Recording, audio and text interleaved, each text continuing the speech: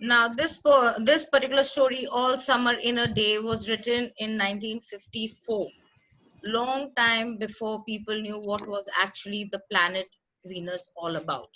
This is a science fiction, a fantasy. The story, All Summer in a Day, by Ray Bradbury. Okay.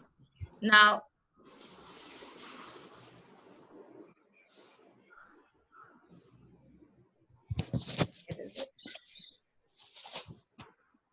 there's some technical problem out here. Okay. Yeah. Now, I'm going to Bradbury a little background about the story. This story, as I mentioned to you, it was written by Ray Bradbury in 1954. So here, the mysterious planet, it was considered to be mysterious then, was hidden beneath a heavy layer of clouds. People thought that maybe it rains over there, the constant rain. Therefore, the story that came up long time before, where he thought that, okay, this must be the rain that is creating that cloud. But of course, later on, we get to know that it was not a heavy rain that created the cloud. In fact, the clouds were trapped, instead the clouds, it appeared to trap heat, the temperature. So that is the scientific reason behind why it was considered so. But here, when he wrote All Summer in a Day, he thought, he created this fantasy that this is a planet and it kind of rains continuously, violently rather, for all 7 years. And the sun comes out only for 2 hours. Okay, so you know that this is not true. The planet Venus, we do not, it is of course absolutely different than what we kind of, what is told in this particular story. Now, if you go to the, I'll take you to the next slide. What are the points that we are going to cover? I gave you the introduction. Like any other story, we are going to talk about the theme. We are going to talk about the setting. Setting I've already mentioned. It is an imaginary planet, Venus. The way it is, not in that, it has. He creates his own little fantasy. Then we are going to talk about title, the appropriateness of title. There are one major character. So the characters that is present in this particular story. As we do the reading, I'm going to tell you the word meanings. You will write that in your textbook. What message what message we come across through this little short story? That again, we are going to mention about that. And the literary devices. For example, the figures of speech that has been used. Most of it is about comparison. Therefore, it is metaphors and similes. And of course, we are going to conclude with your comment on this particular story. Is this clear, children? Yes, ma'am. Yeah. Okay. So now, if you see in nutshell, what is this plot about? This All Summer in a Day. Can all of you see the slides? Yes, ma'am. Okay. Now, All Summer in a Day, to make it, easier for you all to understand, it talks about a group of children who live in this planet called the Venus. Of course, we know Venus. Here, the sun comes out every 7 years for 2 hours. Okay, so this itself shows it's a fantasy. Then the major character out here is Margot, and she has recently come from Earth. So there is space travel. Therefore, it makes it to be a science fiction. She has come from the Earth and she has witnessed what sun actually looks like. But these children who have been born over here, they are all 9 years of age. So when the last time when the sun came out, they were only 2 years. So they don't have the memory of what the sun looks like. Is this point clear out here now? Then what happens to us that because it has been raining constantly over there for the next, she is now 9 and it's been about 4 years back. So she has been witnessing this rain for more than a couple of years. So she is kind of, she has become allergic to the water. She cannot tolerate that. She has gone into depression. She is melancholic. She is sad and she is unhappy staying in this particular planet. Other children are not, because they're used to, they have been born over there, so they're used to the lifestyle of that particular planet. More or less, it talks about a dystopian society. Can anyone tell me what a dystopian society is? I'm sure Atharva, you will answer I this. know, but I don't know how to describe it. You know the 1984 George Orwell novel? It's kind of like Yeah. that. Run down. It's run by like some dictator. It's all bad. Yeah, it's basically, it Nothing's is a good. society which is controlled. It is regressive, it's repressive, and it is controlled. For example, if you have read the story Metro, have you read the story Metro? Yes, I can Yes, see a I lot of have. you nodding your head. Now, if you notice, where did they live? They lived in the tunnel, right? The metro tunnel. After the earth was supposed to be like, it had come to an end with all the warfare that went on, right? So exactly, this particular planet, the children out here, because it used to rain for 7 years and it was raining violently, it was impossible for anyone to go down. So they had created their own little world under the tunnel. So the children would play, over there. They did not have proper, of course, sun was not there, it would come out only in for 2 hours. So they had created their own lamp. They used to play over there. They would, everything was controlled situation. That is why the story is considered to be a dystopian. It gives out a message of dystopian society, right? So that is one thing you need to keep in mind, which is in a controlled state, everything is controlled out here. But she does not like this. Now, if you remember last year when it was raining for continuously for more than 15 days, how irritating it was, how depressing it was. Yes, I can see Arya smiling over there. So we all know how it was, right? Our SUPW classes got delayed and postponed, and we had to keep waiting.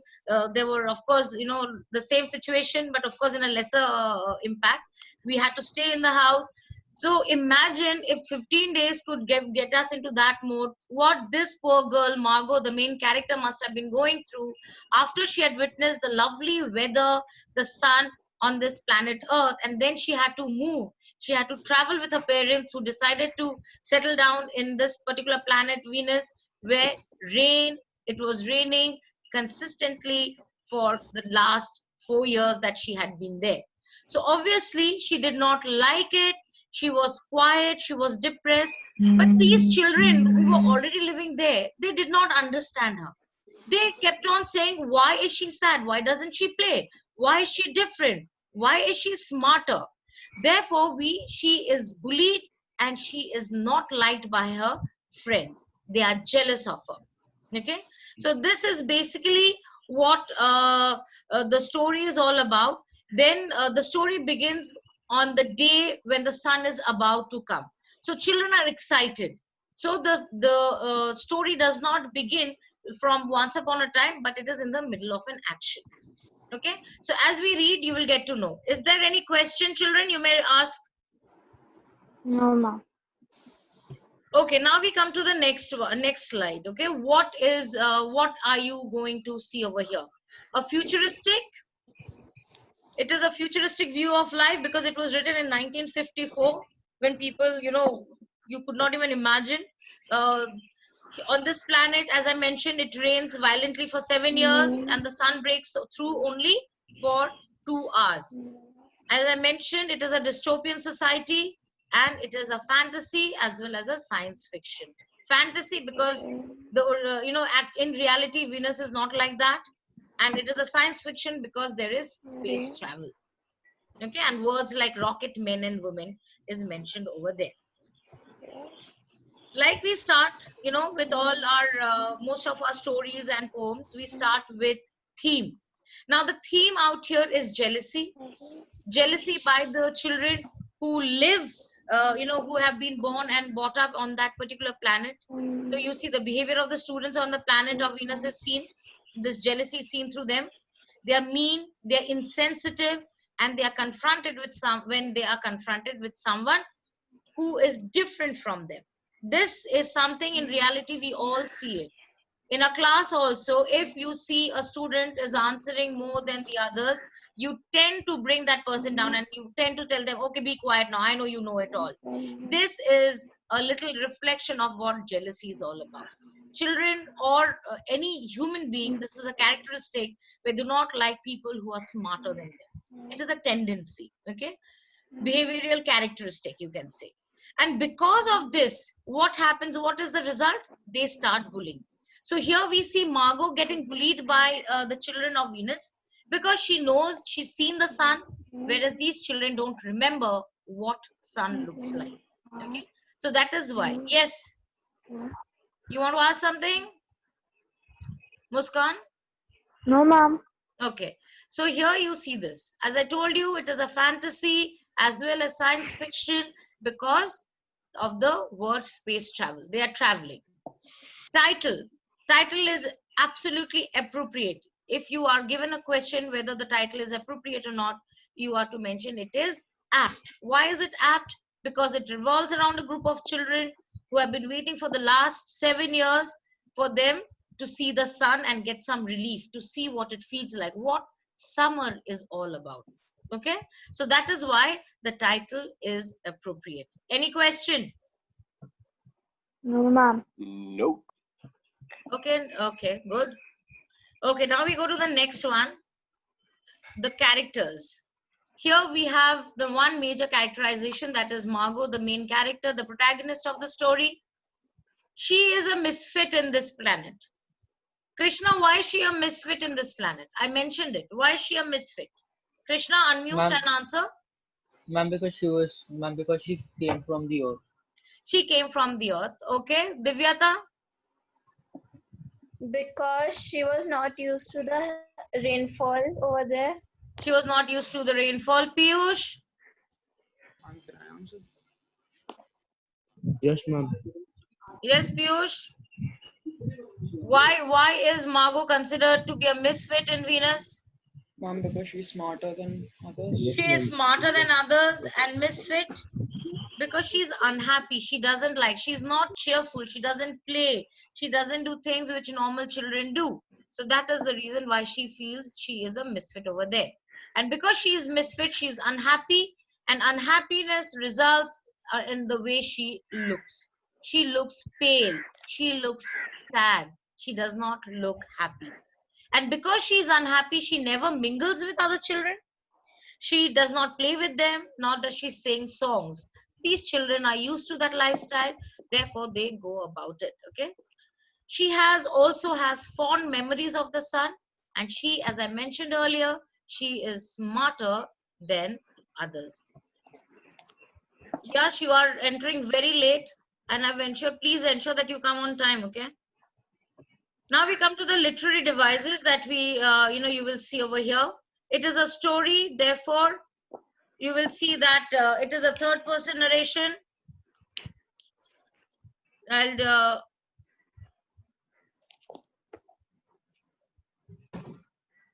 yes, it is a third person narration. You will get plenty of imagery, which is visual, color, and auditory. Visual means what you can feel like you're seeing it. Color, there's going to be mention of lot of color for example, the yellow sun. She's as pale, she's white, like an old photograph. Then you will also get to listen to the imagery, auditory imagery, words, that sounds, that you feel like you're listening to it while reading the story. It is a situational irony. Children, you need to write these literary devices that has been used. Situational irony. Situational irony means that, where a contrast between what is expected to occur and what actually occurs, what happens. That is the situational. The situation out here is Margot is excited because that is the particular day when the sun is about to come out. She's excited. She's going to go and see it. So are the other children. But then she gets bullied and she is unable to see it. So you are expecting her to be happy. You're expecting her that, okay, finally she gets to see the sun. But she is again, she's demoralized and she's unable to see it.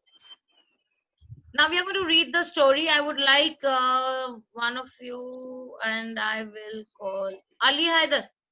Can you just read up to here? It rained.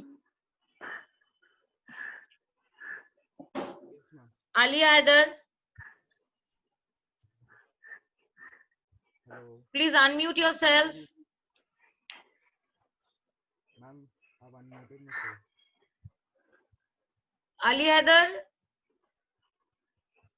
Okay, there's no point wasting time. Akshat, unmute yourself and read up to it rained. Just Children, switch on your cameras, please. Otherwise, I won't be able to mark you, okay? Your attendance. Ma'am, I Read. cannot switch on the camera uh, because then your voice ready, cuts. ready. Now, soon. Do the scientists really know? Will it happen today? Will it? Look, see for yourself. The children press to each other like so many roses, so many weeds, intermixed, peering out for a look at the hidden sun. It rained. It had been raining 7 years, thousands upon thousands of days, compounded and filled from one end. Okay, thank you so much. Thank you so much. Now, if you see the word ready, and then you see the next word is ready. Now, here in this first ready, you will see a question mark. This is the teacher asking the student, are you ready? Ready for what? Are you ready to witness the sun today? Are you able to hear me, children? Yes, ma'am. Yes, Yeah. ma'am. Yes, ma'am. Okay, so it says ready, ready. Now, soon. This now is again questioned by the students that are we going to see it now? And they said that soon. They again say, do the scientists really know? Now, the word scientist also suggests it is space travel and it is a science fiction. So, do the scientists really know? Will it happen today? Will it? Look, look, see for yourself. Now, here you see the children pressed to each other like so many roses, so many weeds intermixed, peering out for a look at the hidden sun. I want you to underline like so many roses, so many weeds. Please underline that. Is this a metaphor? No, it This is is a simile because oh, of this that's word. What word is this? like. Like, therefore it is a simile. So many roses, so many weeds. Now this particular line, it also suggests, what does it suggest is that children are innocent. Is what is happening with Yash? Why isn't he able to? He's just logging in and logging out. Okay. Ma'am is probably getting disconnected. Okay. Good to hear your voice, Siddhant. Last class I kept on asking, where were you? Okay, coming back to this line, like so many roses, so many weeds intermixed, peering out for a look at the hidden sun.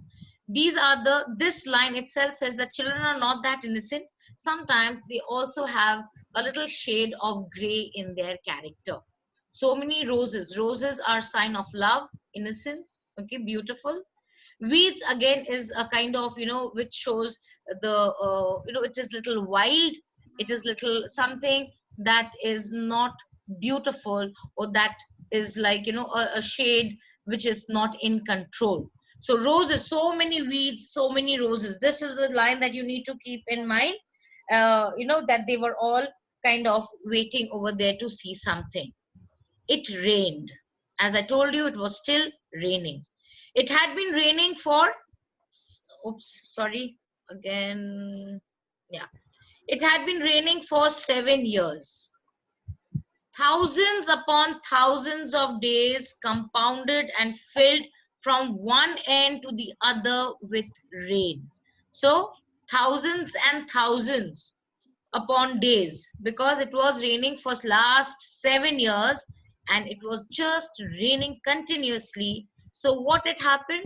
It sounded like the drum and the gush. Please underline drum and the gush. Drum and the gush is an auditory imagery. Drum and the gush is an auditory imagery. With the sweet crystal fall of showers and the concussion of storms. Underline the word concussion. Meaning is shattering effect. The shattering effect.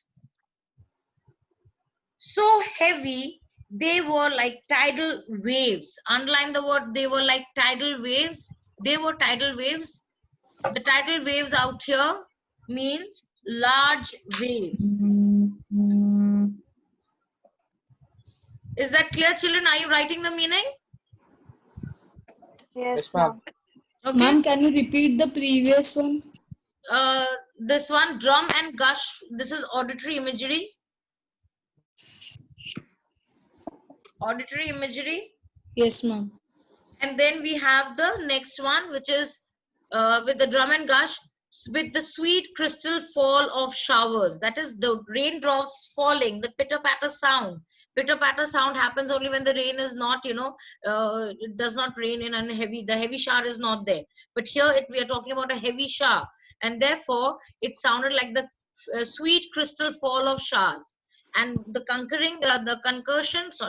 concussion means the shattering effect of something being broken. It was just like that when it fell on a roof. So that was the concussion of storm. And the rainfall was so heavy, they were tidal waves come over the islands. So they were like, it was always, there was water everywhere. It was like large waves would come. That was the amount of water that had been flooded that little island of theirs, because it was raining for 7 continuous years. Now imagine yourself being in a place like that. And I mean, we get so fed up even if it rains for 4 days continuously, right? So imagine the rain over there, what kind of a situation it must have been. There would be thunderstorms, there's this loud lightning, and then there's the continuous sound of water, there's water everywhere, it's flooded everywhere. And everything that a human being requires, it is done in a controlled manner under the tunnel. That is how this particular planet is all about. So it is as if like there is a violent movie scene going on. There's only rain, storm, water, waves, the sound of the large waves, which is being and the crystal fall of showers. That is the sound the effect that it creates. It looks like in this rain. What about the vegetation of that particular planet? The vegetation is like 1,000 forests had been crushed under the rain and grown up 1,000 times to be crushed again. In that condition, this particular line means that even in this kind of a weather condition, then the vegetation over there were these plants that grew in leaps and bounds. It created forests. The heavy rain destroyed it. It fell again, it grew to be crushed again. So this was the continuous process that used to take place in that planet. Is there any question, children? Yeah, Narayan, sleepy? This is my way of saying no. Okay. Why can't you say no? No is a very short word. You don't have to be so lazy. It's easy. Come on. Okay. Right. So here we see a forest had been crushed under the rain, grown up 1,000 times to be crushed again. Is that clear, children? And this was the way of life, was forever on the planet Venus. And this is what the normal life was on that particular planet. Now, if you get a question saying, give an example of a comparison from the extract, explain the comparison. Okay. Now, explain the comparison out here will be about the children that I spoke about. And then there is this, describe the condition on Venus when it rains. Describe the condition on Venus when it rains. This again you can write in 4 points. First one will be that it appears to be a heavy storm. The scene is quite similar to that of a tidal wave coming over the island.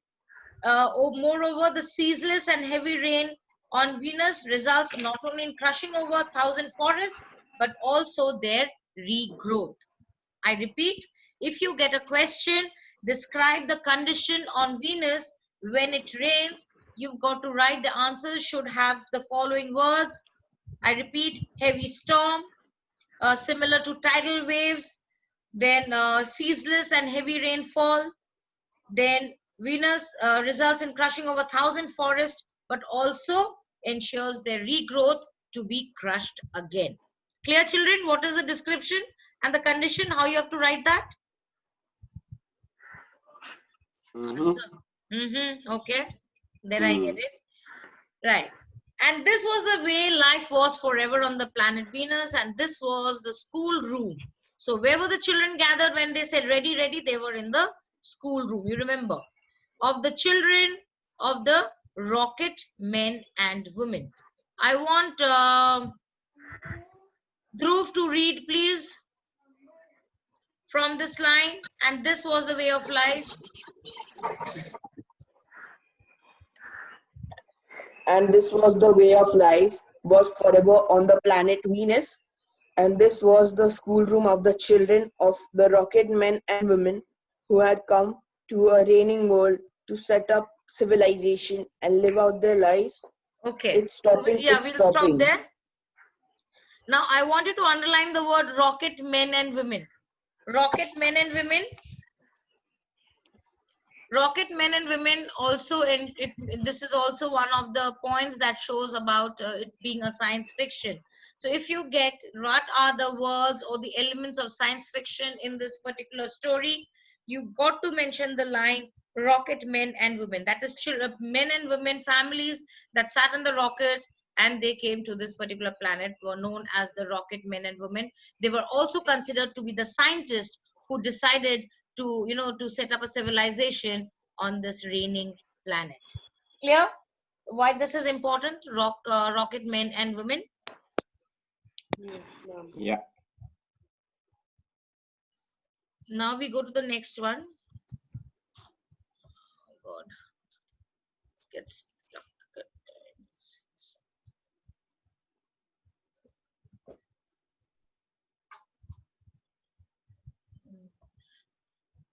Can one of you continue with the thing?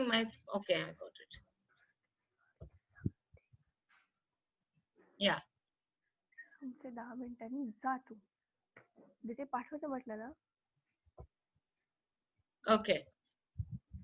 Now next line.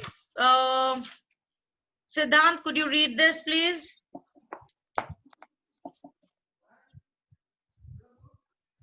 Siddhant. Yes, ma'am. Just a minute. Yes.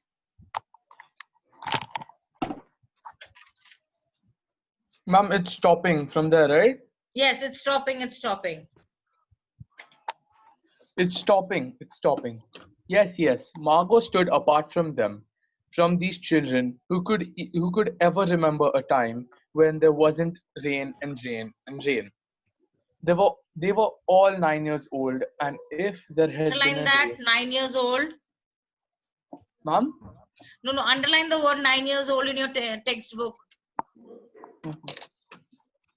And if there had been a day 7 years ago when the sun came out for an hour and showed its face to the stunned world, they could not recall it.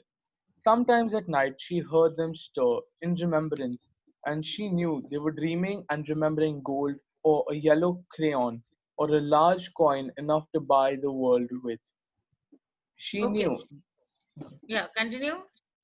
She knew they thought they remembered a warmness, like a blushing in the face, in the body, in the arms and legs, and trembling hands. But then they always woke to the tatting drum, the endless shaking down of clear bead necklaces upon the roof, the walk, the gardens, the forest, and their dreams were gone.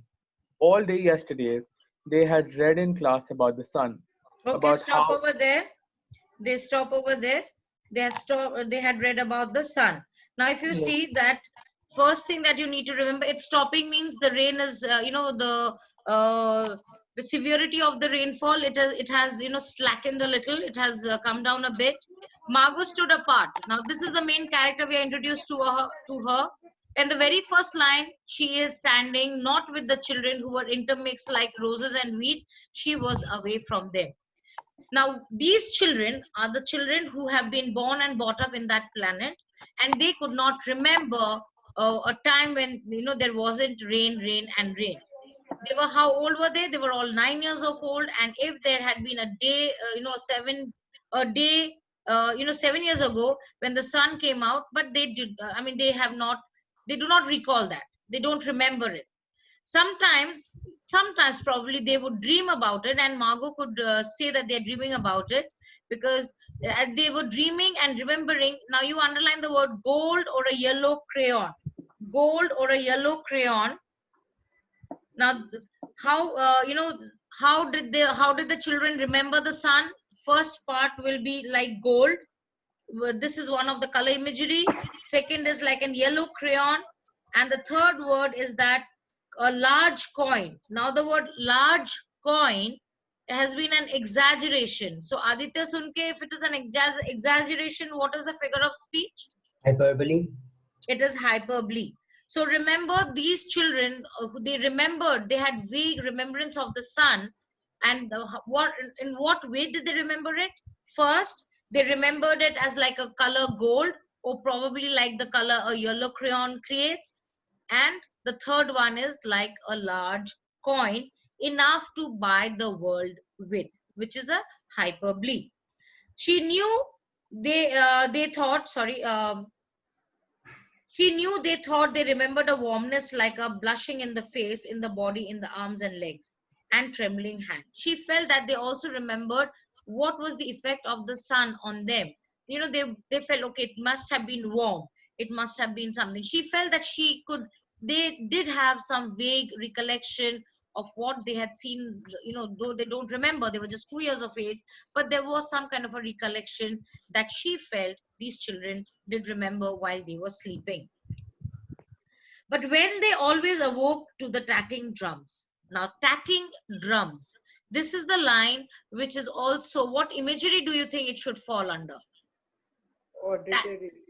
Auditory. Very good, Arya. It is auditory because tatting drums is what it is. It is described the way the rain was falling, the pouring of the rain, the sound it created. It was like as if like a tatting drums.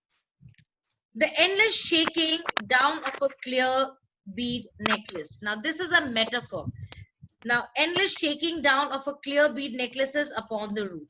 Here, the comparison is that the rainfall, when is compared to a bead of a beaded necklace. If you take it, you take a beaded necklace on a rooftop, and if you break the thread of it, and when those beads fall on the rooftop, the sound that is created is just like that. The sound that was being created with this raindrops. That is the reason why it is a metaphor. Is there any question? You want to ask any question? Is it clear, children? Yes, ma'am. Yes. Mhm. Any Yep. question you want to ask? Yes? You. No. No, ma'am? No. No, ma'am. Yeah. No. Okay, good. Good. Remember, you are going to be assessed, so you better remember this, and it's going to be, your exams will also be held in the similar manner. So you better ask me if you have any questions. So I told you about the metaphor, the tatting drums, which is an auditory. What did these children of on this planet, they compared, they thought the sun would or is like while they were dreaming, and of course the endless shaking down of the clear beaded necklace upon the roof. The walk, the gardens, the forest, and their dreams were gone. And they would all dream about these. And the moment they would wake up, whatever good things that they were dreaming about, they were all gone because they woke up to the sound of the continuous rain that was happening there. All day yesterday they had read in class about the sun. Now that it was time for the sun to appear for just 2 hours, so obviously the assignments that was given in the class or in their school was like, what is the sun like, what does it look, could you draw, if it was for the smaller children, could you how do you imagine the sun to be like. So all sorts of assessment, all sorts of uh, you know uh, they were told, they were informed what sun is all about by the teacher. So the entire day yesterday, that is the day before the sun would appear, they did all these kind of things. All day they had read in class about the sun. Number one, how like a lemon it was. How like a lemon. Amatullah. How Yes. like a lemon. Figure of speech. Simile. Simile. So the sun Simile. was, yes, so sun was compared to simile. Now, I have less than 1 minute, children. I have another class with you all. I will continue with the story.